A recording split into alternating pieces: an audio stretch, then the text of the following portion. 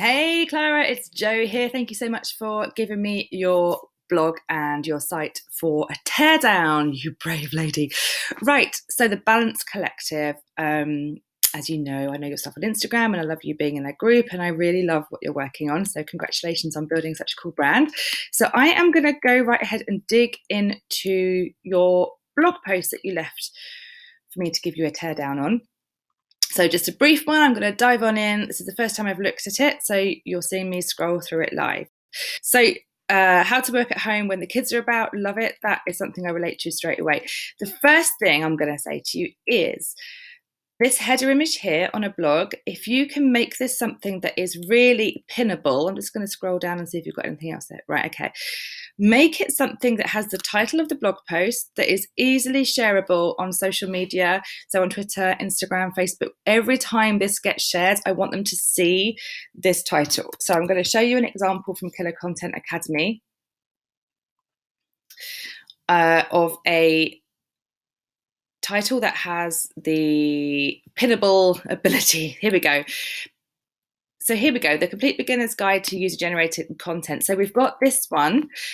So I've got the website on here. I've got the title, right? Because, and the same with my jogifford.co site, every time someone repins or shares my stuff, they're going to see the website, they're going to see the title of it. It just makes it so much more shareable. Here we go. Just take you to one of mine. So Underachieving My New MO, the content triggers, they all have the title and the website, right? Because you never know when this is going to be shared. And I want, you want to be actively encouraging people to share your content. And I'm going to come back to that in just a minute on how you can do that on your site. So my very first thing is, love that you have an image in your post, add the title and your site to it. Even if you start doing it from now, okay?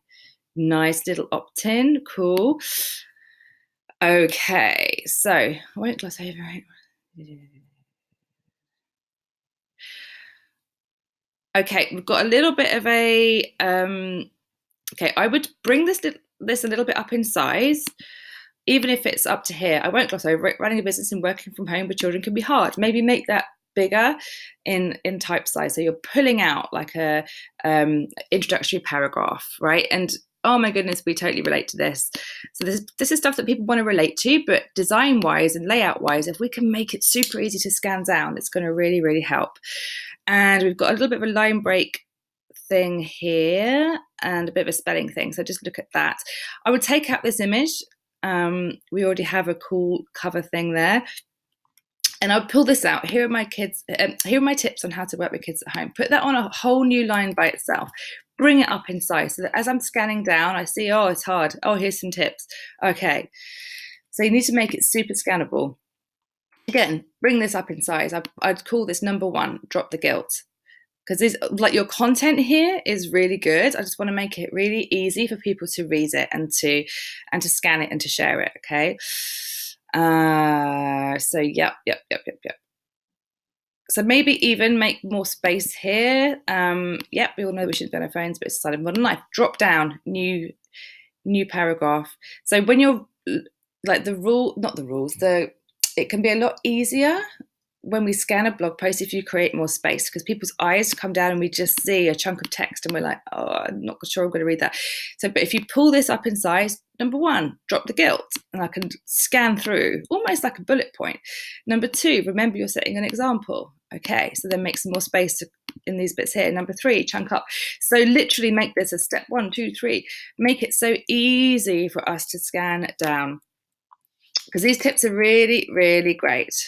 Okay, I love that we've got the call to action for your Facebook group. So here's what I would also suggest on this blog post. Once you have got your pinnable image here, so we've put the title back in, we've got your website, all this kind of stuff. Here's another tip that I do. I pin this post with that image to Pinterest, right? And then I take the Pinterest link and add it back into the post here. So you could put something like pin this post for later and include the pin link, because especially for your demographic, people, would really want to collect things on Pinterest. I might have another way to sign up to your newsletter down here, as the pop-up's now gone away. So I might have one that's embedded in the bottom of the post.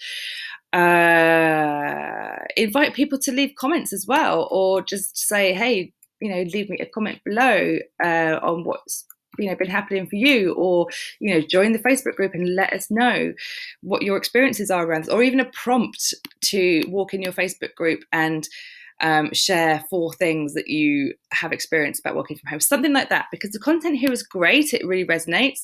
If you can encourage more interaction, it will help you kind of build an audience. It will help your content get more reach. Another thing I'm going to suggest in here is that you include a tweetable. Let me show you what one of these is, if you don't already know. So again, taking Killer Content Academy's example, this is a click to tweet. So we've pulled out a part of the text there so that people can tweet it. So as soon as you click on here, it goes straight to Twitter with the blog link. Make it as easy as possible for people to share your content, Clara, because that is going to help people be part of the conversation, and that does a lot of the heavy lifting for you. Now, this is Click to Tweet is a WordPress plugin. I'm pretty sure you are on WordPress. Where are we? We do just going to go to view page of source, and it's not a minute. Let me do that. View page source. So I'm pretty sure you're on WordPress. Let's have a look.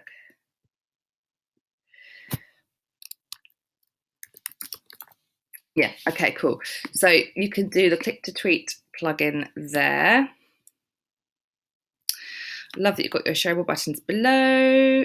And you can, if you want to go, really go for it, above every section have a different picture, because visual content gets shared so much more. So if you can break up the sections, so we're making more space with the text, we're adding in some pictures, we're bringing up the size of the headings, we're adding in things that make it easy to share, we're giving them a call to action, and some more prompts to engage with you. And then, Clara, my lovely, you can pull out some of these bits of text to repurpose as images, right?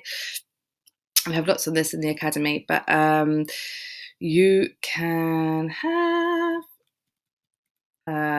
for example, you might want to pull out on a practical level, set boundaries. You might want to pull that out as a quote, drop it into a nice Canva template and share that alongside this link. You don't need to be available 24/7. Pull that out as a quote. Decide every day on 3 things to do. One big, one medium, one little. Stuff like this. You can pull out a bunch of images, a bunch of quotes that you can put into rotation so that this post will work a lot harder for you. So by adding in a click to tweet, some more images, a header image, like a main image with your website and a link back to Pinterest, you're inviting more people to share your content, and you're helping this post work harder for you. Because I'd rather see less posts with more hard work that can be shared on social more, that is more engaging. It's easier for you as well. So anyway, my love, I hope that's really useful. I'd love to hear your thoughts on it. Any questions, do of course let me know below. Thank you.